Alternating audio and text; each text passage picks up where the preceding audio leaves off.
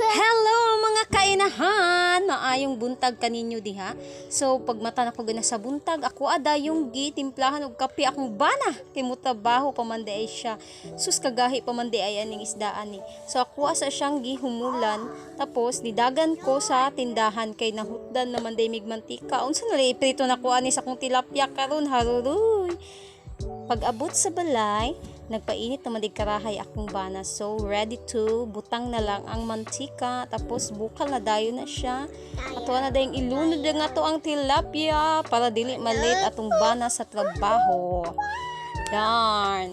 Bukal-bukal yarn. Pasensya lang day mo sa kuang lutuanan. Kay mawala jud ni among lutuanan diri wa na joy lain. Nami butin pero kalas magud ang butin. So, while gibali-bali pa to dito sa kumbana, ako sa ready ang iyahang balon para sa iyahang work. Wala magud siya pamahaw, dito na siya mamahaw. Dinimata naman di ayak kong anak, ay ginuok ka. Ay, nangluod pa jud, gisapot. Saon na lang ni ron, guba ang adlaw. So naluto na ang atuang pamahaw. Uy anak, ay na pangluod dira.